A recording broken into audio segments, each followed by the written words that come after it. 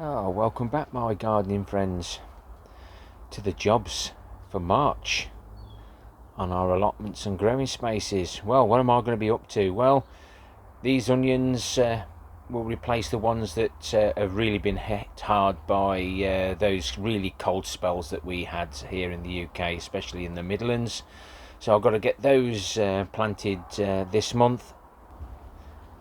The broad beans have been here a few days now, so well, probably nearly a week now, and they're hardened off hopefully, but I'll wait for a warmer spell, at least a few degrees above freezing, to get those in, and they're already started to flower,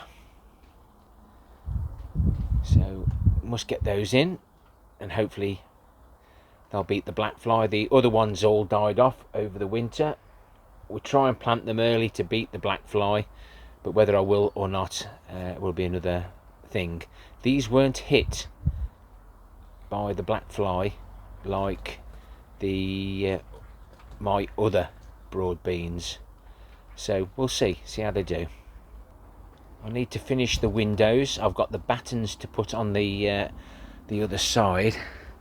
I forgot all about it. So basically, it ain't flopping about too much, probably why the wind hasn't ruined them. But all I've got to do is put the battens on the outside, like that there, and pop me a handle on. Seems so easy, but it's just finding the time. Priority job to get the long roots all sorted. The actual tank was drained at the start of the winter. It's now full, so we must have had nearly 12, 24, 30 odd inches over the winter. Get the irrigation ready to connect up. I can't connect it up at the moment because obviously it could get frosted, but we just need to get it all fastened up and get the compost sieved. We'll see that on plot 1. We're on plot 3 at the moment. I can hardly move in the shed. I can hardly get myself a brew. I desperately need to have a tidy up, but that will be during the summer when we've got our feet up watching all our lovely plants grow. So this is where the broad beans are going. Everything was here, they were all tied in, but they all died. Now sometimes they'll even shoot from the bottom, but it was so severe that even the seeds couldn't be bothered to grow again. So at least all the canes are there ready. I'll continue to harvest the parsnips, Gladiator at F1. I think I've got about 8 left. That will last us another month, depending if they start to go rotten or not. But as you can see, the cardboard's sloped and insulated against any more rain and real hard frosts. It won't be long before the purple sprouting broccoli, or is it claret sprouting? Doesn't matter, all taste the same. And we'll continue to harvest the remaining Brussels sprouts. They're not brilliant, but that's a meal at the end of the day. And we'll be replacing any of these red onions that aren't growing. They're all squishy and horrible. They're still trying to live and grow, so won't pull them out. I'll just plant around them, and maybe next year I shall do them at this time of the year, because we can never predict our winters, can we? Need to find a home for the Jerusalem artichokes. I normally pop them over there by the fruit cage so they can be tied into the cage itself, but I must make sure that they don't get waterlogged this year. And it would be nice to get some nice fresh wood chips. We're hoping that we've got a new contact that might drop some off for us for free. So as we leave plot 3, we go to plot 1. Both these allotments cost me about £65 a season, a year. So So cheap as chips, nice little hobby, so we don't mind spending a little bit of money, but where we can save money we will. So reusing, repurposing what other people didn't want, we'll use those wick systems in the polytunnel. We need to give a manure or nettle feed to the rhubarb, to the raspberries, blackberries and the currants and gooseberries in the fruit cage. We've got some more here. Just as they start to grow, just give them a good feed to get the green growth on, and then later on in the year, before they fruit, we give them a nice comfrey feed. This is my Bocking 14 comfrey. It's just started to show itself. This isn't very old, but the roots will be going way down there, taking all the nutrients that no other plant can reach. And we're also next to the cemetery, so we don't know what it'll be dragging up. I need to do a few bits to this manure bin. It's never been used as a manure bin. I need to get some more liners in. I need to get all this material used up in the new pallet collar beds. There's all sorts been stuck in here. I think that's actually for the wildlife, so best leave that there. Might be able to add to it. Get this all sorted again and start collecting manure on a regular basis. Get this filled up both sides. When this cocoa koi is also moved or used up, I need to get it emptied, get everything strapped up. The liners there just so the liquid drains down the sides and then comes at the bottom into the containers. I haven't collected any manure since the pandemic, so I need to start again. If I can get myself some more pallet collars this month, I think I'm definitely going to need 3 there.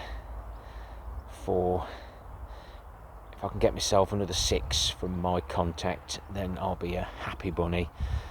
I can get all the materials then out of those manure runoff bins in there, add that to it, all those other things that we've got around the allotment that we collect and save for free, added into these beds, and we should end up with some really nice giant veg here.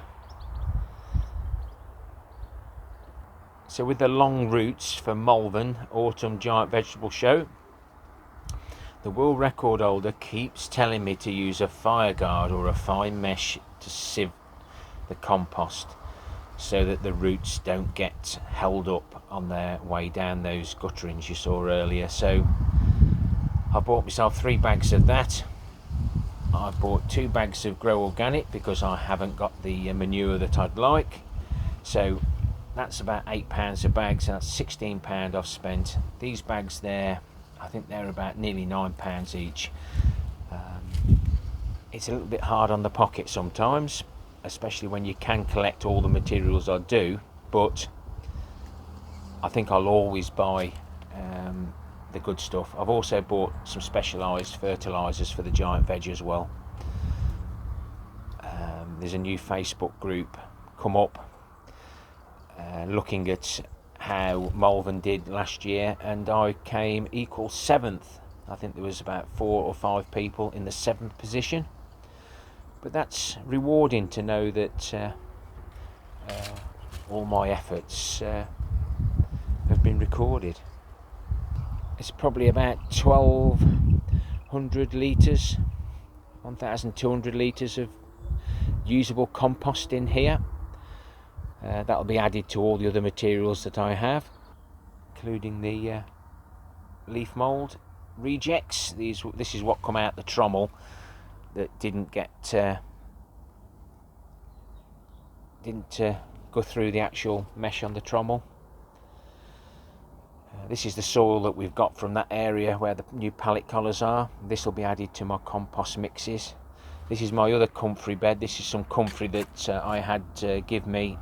It's the sort that will spread, so I have to make sure I let the bees have the flowers and then cut it down and either steep it in water, or you put the leaves in there to get a concentrate. So last year, there's the comfrey concentrate, and that's what we got out of it. That's a 10 litre.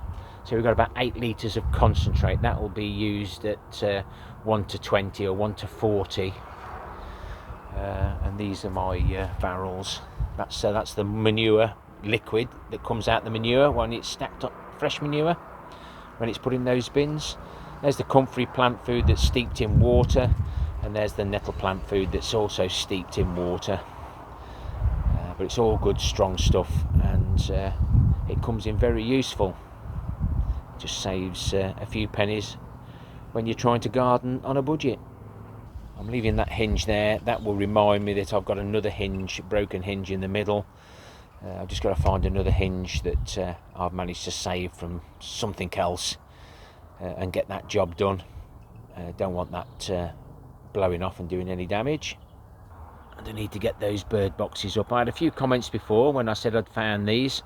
What's the best position? I think somebody said south east or southwest, I can't remember, but if you were any knowledge on bird boxes, I want to get those up this month to attract 1 or 2 birds to the allotment.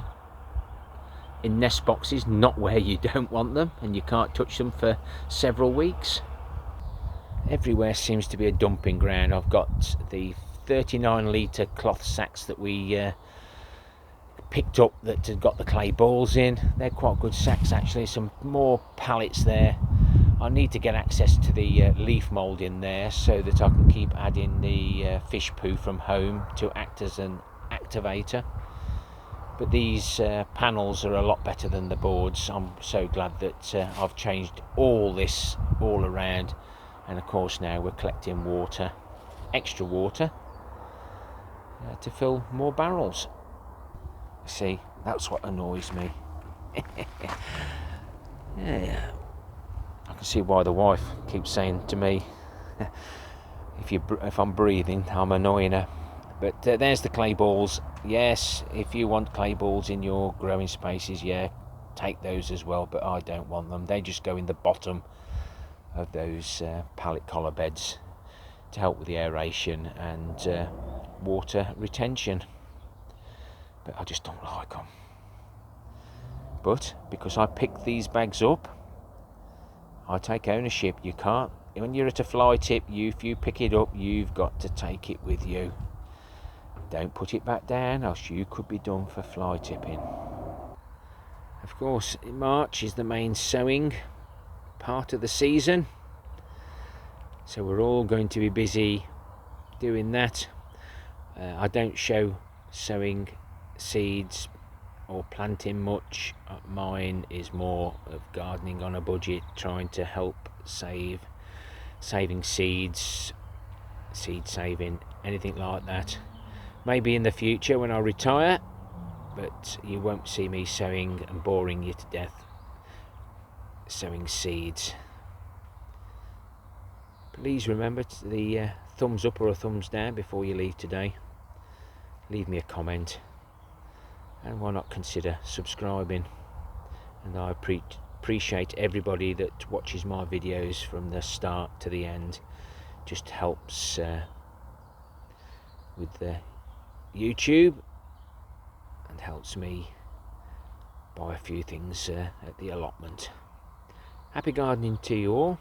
Till next time, my friends. Ta-ra for now.